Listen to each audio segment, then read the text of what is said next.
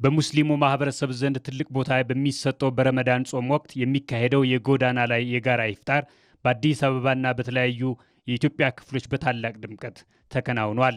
ይህ መርሃ ግብር ከሃይማኖታዊ ስነ ስርዓትነቱ ባለፈ የኢትዮጵያውያንን አብሮነት መቻቻልና በችግር ጊዜ የመረዳዳት እሴት ከፍ የሚያደርግ ክስተት ነው።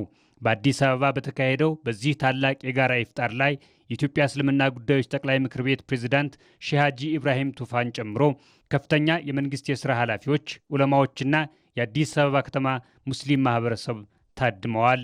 የኢትዮጵያ እስልምና ጉዳዮች ጠቅላይ ምክር ቤት ፕሬዝዳንት ጽሕፈት ቤት ኃላፊ ኡስታዝ አቡበከር አህመድ የዘንድሮ የጎዳና ላይ ኢፍጣር ሙስሊሙ ማህበረሰብ ሃይማኖታዊ እሴቱን በመጠበቅ የሚያካሂደው መሆኑን ገልጸው መንግስት ለህዝቦች የጋራ እድገት ለሚሰራው ስራ ምስጋና አቅርበዋል።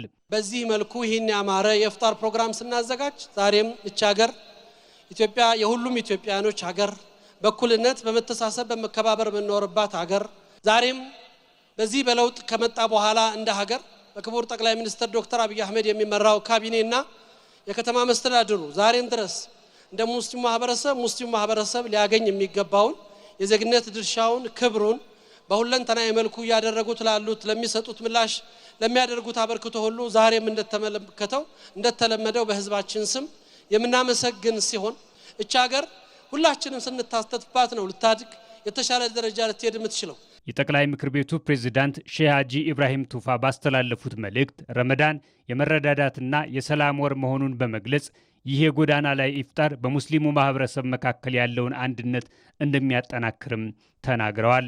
ሼህ ሀጂ ኢብራሂም አክለውም በዚህ የረመዳን ወር ለተቸገሩ ሁሉ ቸርነት ማድረግ እንደሚገባ አሳስበዋል። ነቢያችን ሰለላሁ ዐለይሂ ወሰለም በጣም ቸር ናቸው።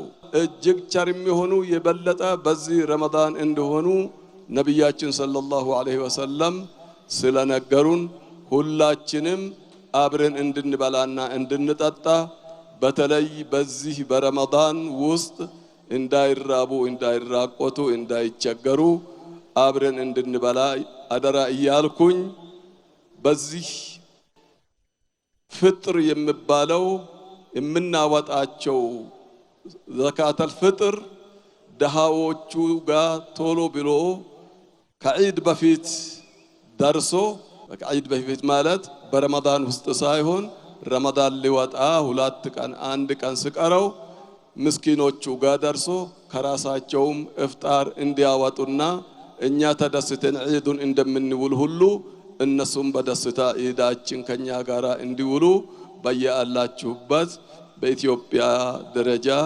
እንድትሰሩበት አደራ ለማለት እወዳለሁ። ነጃሺ ለሀገር በሚል መሪ ቃል የተዘጋጀው የጎዳና ላይ ኢፍጣር በኢትዮጵያ ሙስሊም ወጣቶች ካውንስል አስተባባሪነት የተከናወነ ነው።